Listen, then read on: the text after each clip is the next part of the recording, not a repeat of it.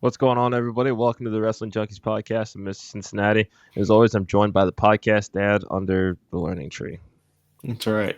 It's right. too early for me to even You come up with thought something. you So, could no. get rid of me. You thought you could get rid of me. Oh, the podcast dad's on second shift. Well, guess what?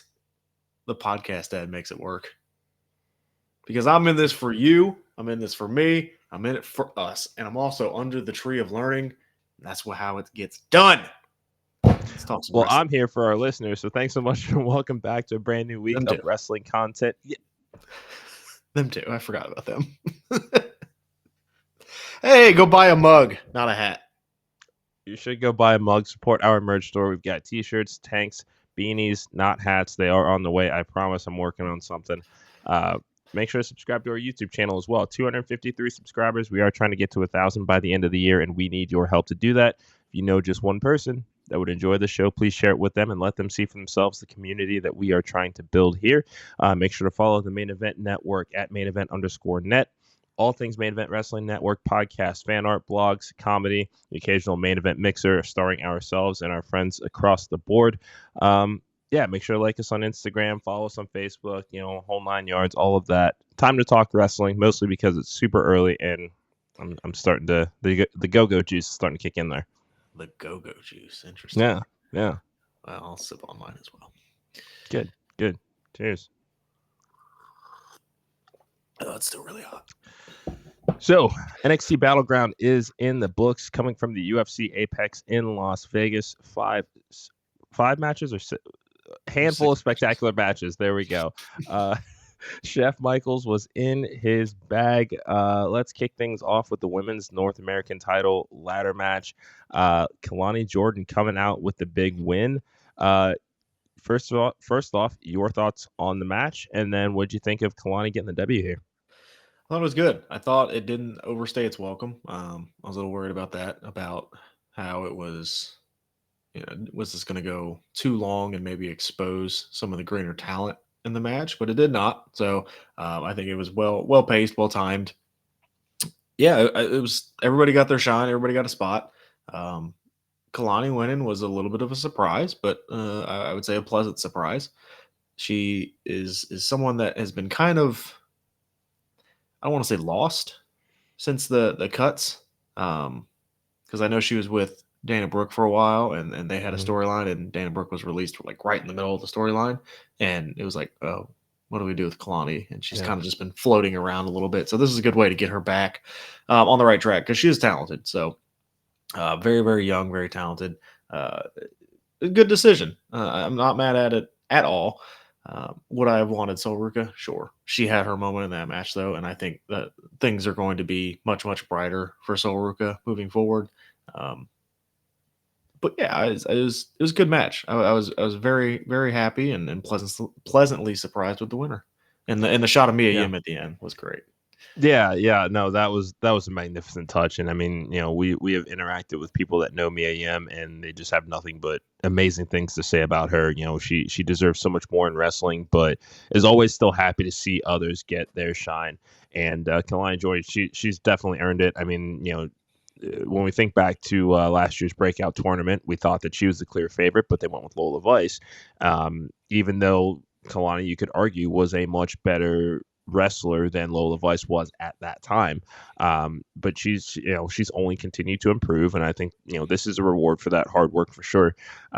Also, shout out to Lash Legend taking that final ladder spot. I'd never seen anything like that in a match, and it's good that they can still find ways to be innovative in ladder matches in 2024, just because especially in WWE, you think you've seen just about everything, and they always have one more little trick up their sleeve. And I mean, everybody looked incredible in this match. Fallon Henry, I gotta give her a shout out for the ring jacket, the ring gear. Like, that was you thought that was the energy of a champion walking into that match, and they're just.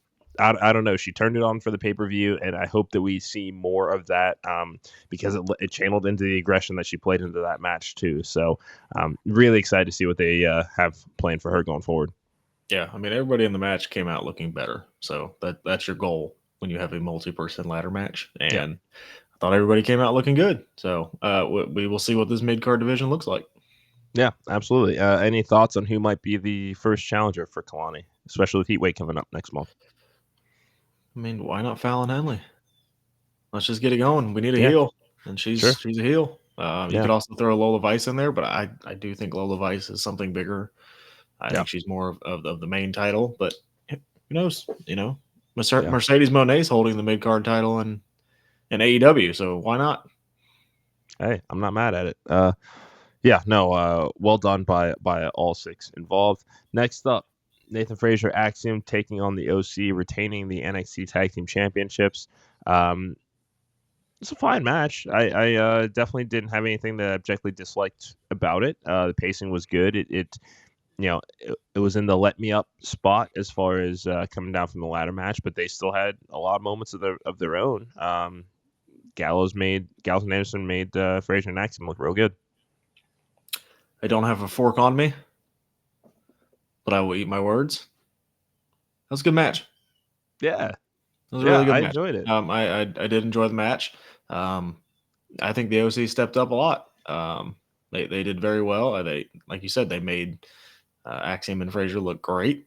Actually, Axiom and Frazier looked great. I think they have that solid tag team as their champions. I just want to see them build that tag division a little bit more. Yeah. But the OC looked fantastic. I maybe I want to see more of them as well.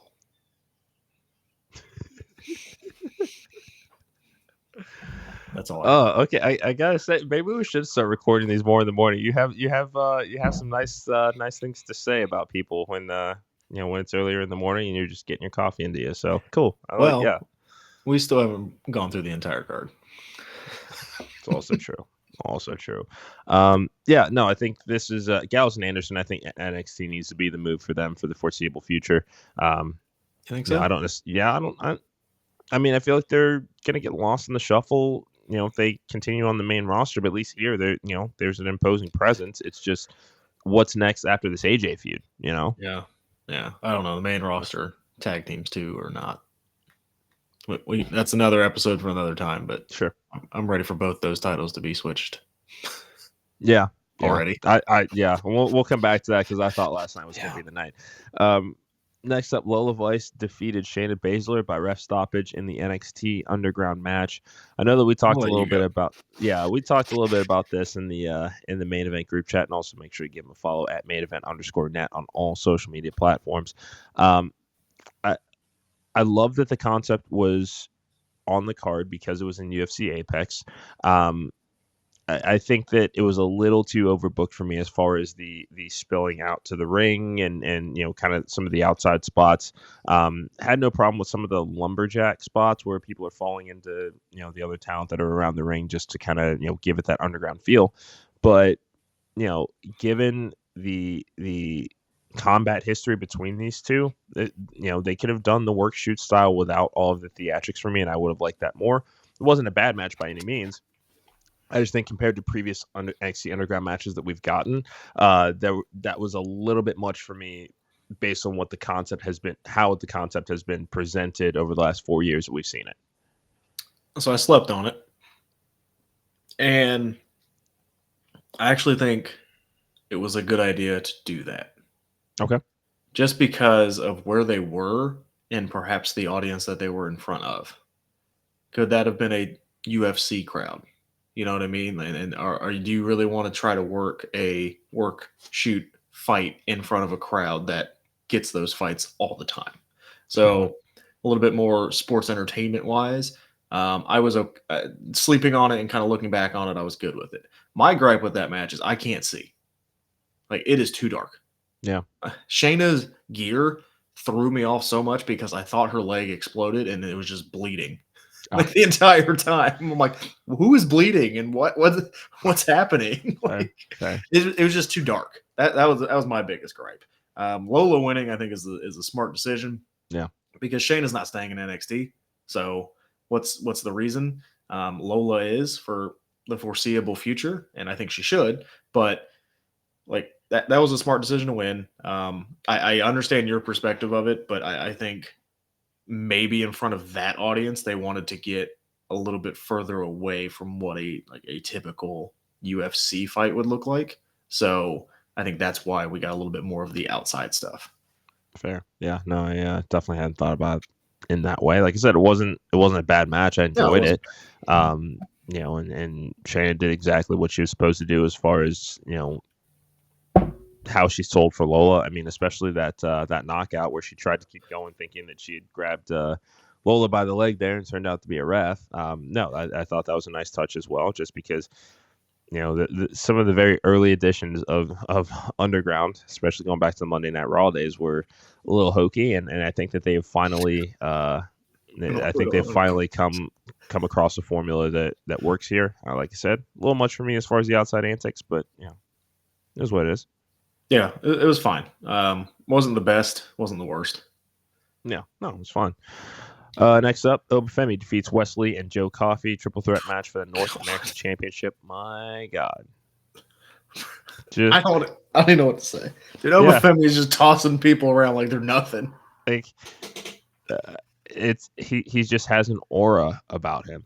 It's just all that it is. I think that's the exact thing I texted you the other night. Like, this dude has just his entrance alone. I'm like, all right. Yeah, he doesn't have just like it or just it in italics. He has like capital I, capital T, bold italic, underline. Like, that dude is he's the Bron future. Breakker. Yeah, he's Bron Breakker. Yeah, Oba versus Braun, Oba versus Gunther. The sky's the limit. I mean, those are the matches I'm already ready to see. Oba versus Ilya. Give me that. Ooh, yeah. Right now. Yeah. Just Ilya will go insane selling for that guy, and he will also hit the shit out of him. Yeah. No, it was good. Joe Coffey, I thought, looked good. Wesley always looks good. It seems like they're moving away from Wesley maybe going after the North American title with Gallus attacking him in the back. Wonder who's going to help him. I know. But since that door is wide open at the moment, swinging both ways. He's got some friends over there in TNA, so that could be a lot of fun. I don't know who's next for Obafemi, but that guy is. They found somebody, and he's the truth. Realistically, and I'm going to pose this question to you, and I didn't prep you. Who makes it to the main roster first, Obafemi or Trick Williams? Oof, damn.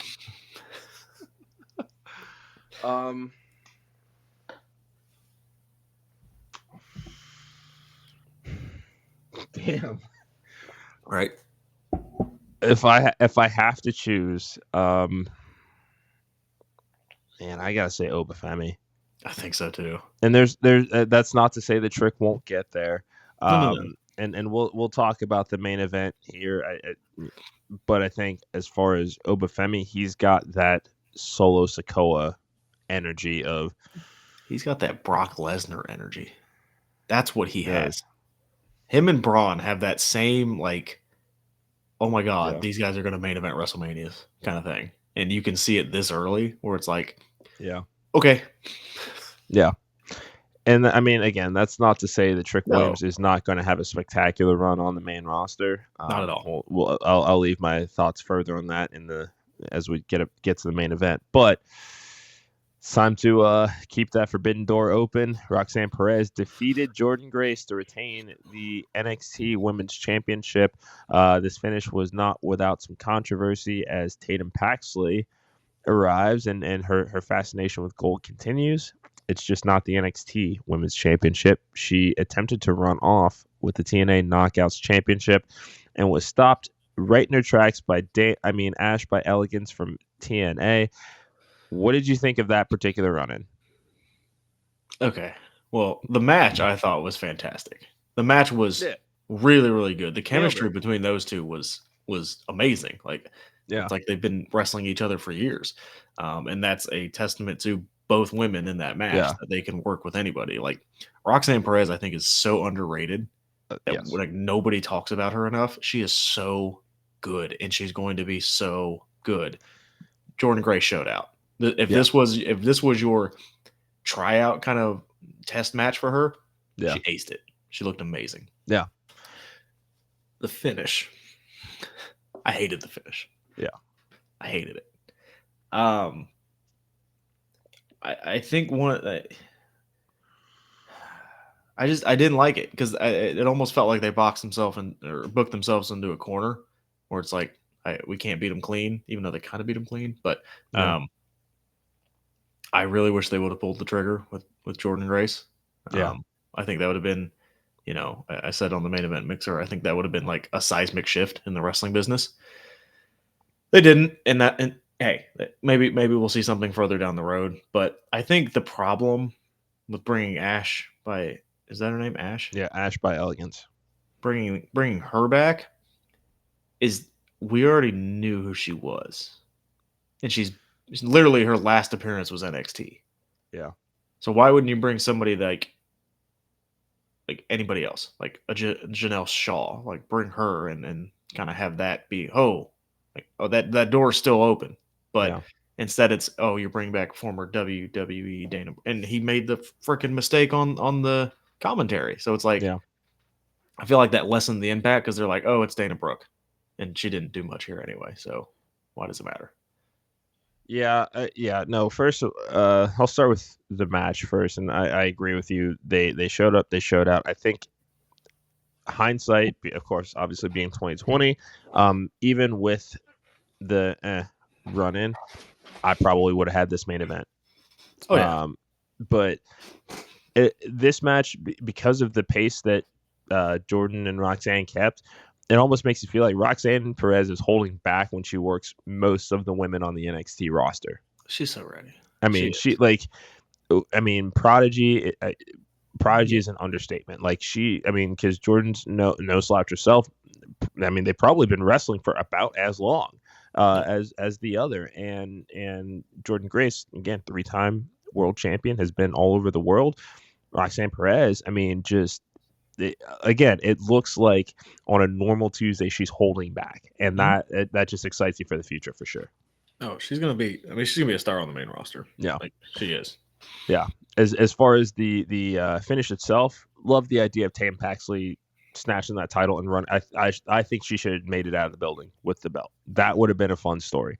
But again, I do think that the pick was wrong as far as who they brought in to kind of hold things off. Because, I mean, again, Dana Brooke was released less than a year ago. And the camera angle they got, I couldn't tell that it was her right away. I would not have known who that was until Vic Joseph said, oh, that's Dana. Oh, Ash. Because then it was like, oh, yeah. And that's not to say that she's not great. I am still a fan of hers. I was in WWE as well. It just, I don't know, something didn't click, which happens. It's okay. But I probably, like you said, Giselle Shaw, Tasha Steeles, Alicia Edwards. Just there's so many people that they could have, a Renegade twin if they wanted to. That would have been cool. I mean, literally anybody else on that roster, you could have brought out. And I think they're feuding now. Maybe that's why TNA wanted that, but I don't know. It just, that one kind of felt like you get Jordan Grace coming through that forbidden door, and then you get Dana Brooke, and you're like, oh, yeah. Either way, somebody else coming through would have been a letdown. Yeah. But that one just felt like you picked the wrong. You picked like the lowest one on the wrong. And again, nothing against Dana Brooke. It's just our perception of it for those who have been in NXT, watching NXT, just NXT. They're like, oh, where's she been? Kind of thing, right? So yeah, and I mean, and I think and we've talked about this when we were talking kind of, once this partnership was kind of, pseudo announced, no one really wants to see recently released WWE talent just yet involved in this program. No. Just because, again, this is the first time we've really seen a working relationship. Let's give us some true, like, homegrown TNA talent to come feud with everybody. That's not to say that you can't bring in an Ash by Elegance. That's not to say that we can rule out Nick Nemeth realistically. I would, if I'm booking this, I would save that for damn near towards the end of like whatever kind of program they're putting together here. I wouldn't do it at all. That's fine. Yeah, and that's okay. Hell, even AJ Francis would have some second life, coming in to do something here, I think. I don't know. Some of his interviews have not. I don't know if WWE wants him. Fair. I mean, nothing against AJ, Yeah. but AJ's kind of just scorched earth WWE in the last couple of months. Oh, I mean, who else has gone scorched earth and then mended fences and come back after 10 years away? Please do not ever in your life compare CM Punk to AJ Francis.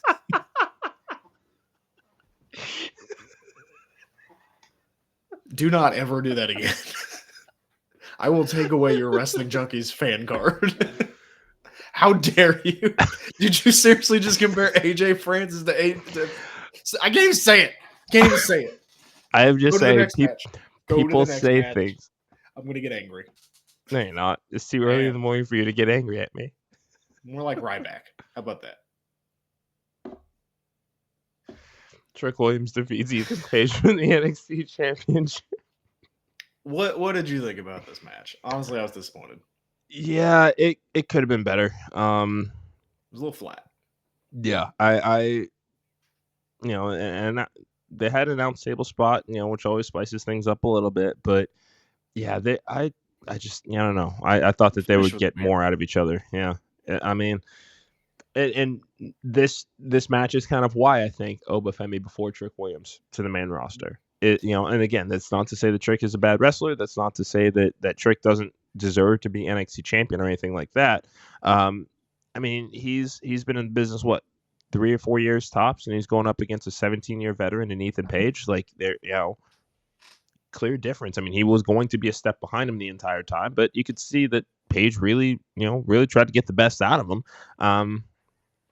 But as far as a debut match, it was fine. I wanted more for Ethan Page. So we just compared Oba to like early Brock Lesnar. Mm-hmm. You know who I'm going to compare Trick Williams to? Early Rock? No. Oh, God, no. He's on the roster now. On the main roster now? Yeah. Really over with the crowd, and you've seen his match. Oh, Jey Uso? Yeah. Think so? I think Trick will improve because, like you said, he's only been in the business, 4 years, 3 years, something like that.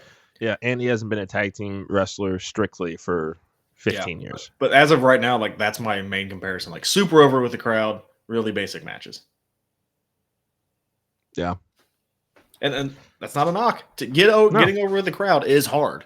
Yeah. And when you can do it, and he made it look pretty damn easy. They reward you.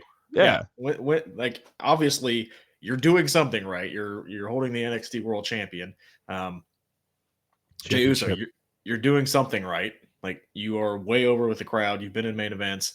But to get to that next level, you're going to have to improve in the ring. And I don't want to say it was evident, but I think it was pretty clear that Ethan Page was carrying that match. Yes. So, yeah. I like his finish. I like the knee out of nowhere kind of thing. The aspect of it where it just, boom, it can hit you and that's it. I didn't like that Ethan Page got distracted as much as he did because we haven't really seen that. I don't think we've seen enough character development to go, oh, he's a hothead and kind of does that kind of thing. Yeah. We'll see what happens. I think these guys rematch. I wouldn't be surprised if Ethan Page wins at Heatwave. I will say that. Okay. But I think for sure we will see them wrestle at Heatwave again. Yeah. And like I said, I certainly hope that it's a better match. I wouldn't even mind a stipulation either of some sort, depending on how personal it gets. I mean, I'm not even necessarily not like a cage or anything. Maybe a no DQ or just something to kind of spice things up a little bit, just to kind of really let them open things up. Like, it just looked like a very basic match, and I'm this was a main event that we were both pretty excited for, just because of how they brought in Ethan Page, how they the storytelling. I basically cut to the front of the line, and I'm going to take my title here. And this is kind of really the first main event program that we've seen of Ethan Page, like, in a major wrestling promotion in a while. Much like, we've seen NXT, they've taken those chances with people in their first title matches getting the win. Kevin Owens. You could put Ethan Page in that same category. Yeah. I think you could have. Yeah. Yeah, I think he would benefit from like a heater or a manager or something. Okay. I think that would add to his presentation. And I think that would give you the reason for him to beat Trick. And then maybe that third match, get that stipulation. Yeah. I'm almost thinking and going back to the learning tree, someone like a Big Bill. even though you can't get a big bill, but somebody like him, like just Yeah. a heater where, I mean, Shawn Michaels is running the damn company. He had Diesel. Ethan Page shows a little bit of Shawn Michaels every once in a while with his promos. Yeah. Like, give some big dude behind him, and I think you'd be fine. But I think that's the next evolution of the character I want to see. I mean, I'm going through the roster in my head as far as who could. What's that? Omos. Why not? What else is Omos doing? Also Plus, you could have Obafemi and Omos have a match. And I would pay money to see him throw Omos around. Okay. All right. Yeah. All right. Okay. I'm sold. Yeah. Where's my chef hat? I was going to throw Duke Hudson out there just because I'm waiting for the heel turn. That's all I had. You're never going to get it. I wouldn't say that. Never say never. Get it. Never say never. Never say never. I'm going to be patient. I'm going to be a patient Pete. We have to keep this tight, or are we good to go? What's that? We have to keep this tight, or are we good to go? No, we're fine. No. Okay. I want to make sure we get Raw in there. Yeah. Overall, no, absolutely. What are your what's your grade? B-. Just again, the main event match wasn't bad. It's just I thought that there would be more oomph to it. Women should have main evented. Presentation wise, I liked the idea of the intimacy of the Apex, but it affected the acoustics. And I mean, that just ringside area was just really, really small for them to work in. And you could tell that there was a difference in how they would work and how they tailored matches because they only had so much room to work with. If they were to do it again, I would take out a couple of those front rows and just kind of expand that ringside area a little bit. But I don't blame them for trying it. It's this is a new partnership and they're using all of the toys at their disposal to make both brands successful. So good on them for trying. Yeah, I'll give it a B and kind of agree with a lot of the things you said. I thought it was a cool presentation, but what was your match of the night? My match of the night? I mean, it was Roxanne Perez and Jordan Grace. I mean, minus the finish. Yeah. Even with the finish, I think it was still the best match of the night. Like, those two women showed out. And the fact that Jordan had her earring ripped out like the first 5 minutes of the match and it was stuck in Roxanne Perez's thigh was crazy. Like, those two were awesome. Yeah. Yeah. No, I think I'm gonna have to agree. Honorable mention goes to the triple threat match, I think. Yes. But this was a cool concept. Also, shout out to whoever's idea it was to put Jordan Grace, Sexy Red, and Shawn Michaels in the TikTok video together, because Shawn Michaels is living his best life as the booker of NXT. That's Mr. WrestleMania for you. I think we know what the H stands for in HBK now. Yeah. It's not hard. Let's go to Raw. Monday Night Raw is in the books. Another Judgment Day Drew McIntyre promo, kicks off the show. Are you excited for this main event at Clash of the Castle? Or this match, I should say. It's probably not going to main event. Drew and Damian? Yeah. Yeah. I think the crowd reaction alone for Drew is going to make it. Okay. I don't know if Drew's going to win. I was thinking about this. I mean, there are four Scottish people on the card, Alba and Isla, which loss. Well, duh. No, I know that. I think my problem is why would you book them to also lose by submission on the go home show? And why would you book them against another one of those teams to do that? Each team should have had matches and they both should have run through. You saying that they couldn't have found a couple of local competitors for Alba and Isla to get a quick win against? I mean, you're arguing with me, and I'm agreeing with you, so stop yelling at me. Sorry, you know how I get. I agree with you. Yeah, that was dumb. But yeah, those two lost. Piper Niven lost. Yeah. So, I mean, they can't all four lose, right? Why not? This is the same WWE. I know. That had Bailey British and Bulldog. San Jose. No, that had British Bulldog losing his hometown with his dying sister in the front row. Don't give me that shit. Yeah, but don't care where you're from. That was a different era. Okay. I don't know. It's so unfortunate. Yeah, you forget about that one, don't you? Yeah, actually, you do. But yeah, no. What were we talking about? I don't know. Like the Priest title run's been, Fine. it's been fine. I really just want them to decide if he's face or heel. Like, stop playing this game with me. Like, just pick a side. I don't like the Yeah. tweener priest. I just don't. No. Like, if you're gonna be heel and run it with the Judgment Day. If you're gonna be face, let's just get this breakup going. Yeah.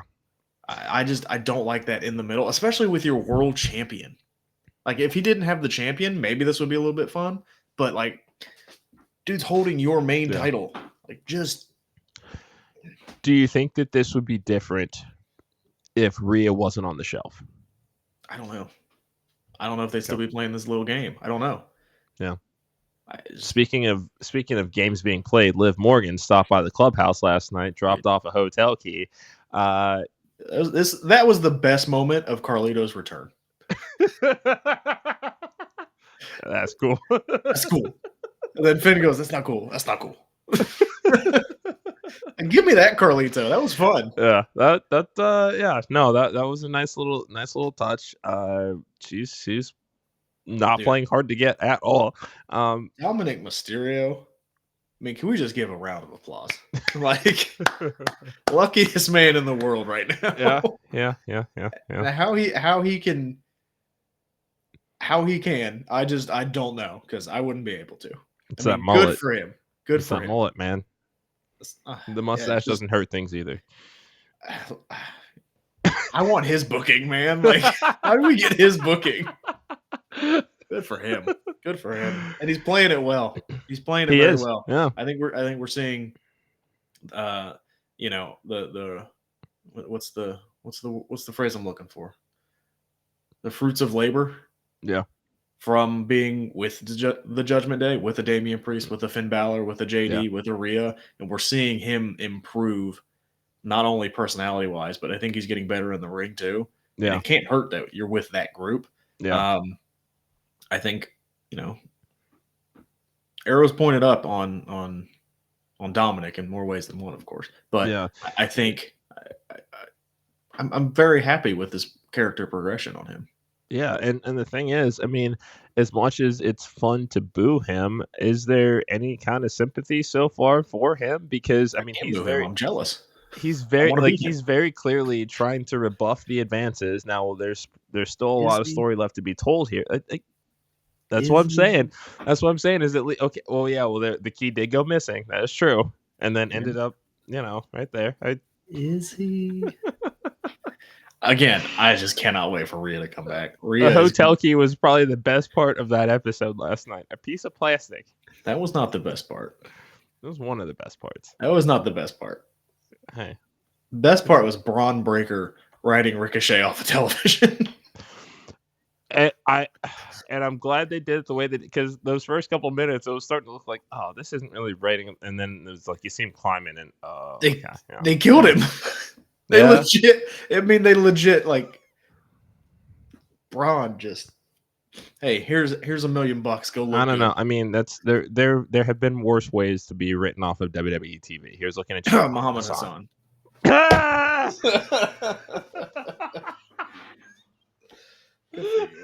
Good for you.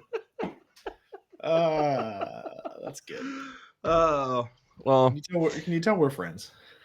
Yeah, it's so great. But yeah, let's dive into that a little bit. Ricochet being written off of WWE television. Sum up his run in a couple of words if you can. I don't know if I want to say missed opportunity, because we've talked about it before. Like, I don't know what his ceiling was. Yeah. I think maybe a little bit more underutilized than he should have been. I think he could have been a staple of the mid card, winning multiple mid card titles and having great matches. Yeah. I'm excited to see what he does next, because I think he's going to go out there and get to go do what he wants to do. I didn't know. I don't know his ceiling. Like, his ceiling in WWE was not world champion. It wasn't. No.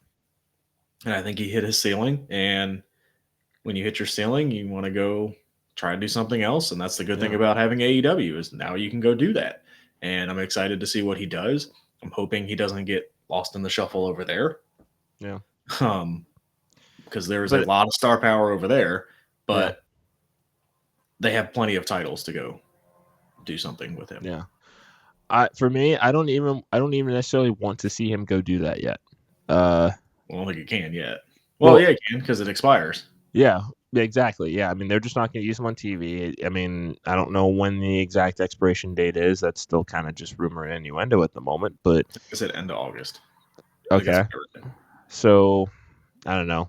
It's 50-50 on Wembley potentially, but dude, go have fun on the Indies too. Yeah. Like that's another. Yeah. Like I don't, just because somebody leaves WWE or somebody leaves AEW, just I don't think the assumption should be that they're automatically going to go to the other, because there are people that are showing that you can make a bunch of money just going to work the Indies and have fun and going to do whatever it is that you want. And I'd like to see him do that for a few months before he makes up his mind. But obviously, at the end of the day, he is a grown man figuring out what he wants to do with his career, because this is his job as opposed to the fandom that we have of it. So anybody on the internet that says that he should be doing something specifically should just, touch some grass. And look, he had the North American Championship. Mm-hmm. He had won the Dusty Cup. United States Championship, Intercontinental Championship. Yeah, a pretty solid career. I mean, yeah. And he wasn't going to win the world championship. It just wasn't going to happen. Yeah, but he did win at Life though, because he's marrying who might be the greatest ring announcer of all time by the time it's all said and done. We concerned that she's going to leave? Not yet. No. Not really. I don't know. You know how? I mean, I don't know. I mean, I get it, but I'd lock her up as much as I could from WWE. Yeah.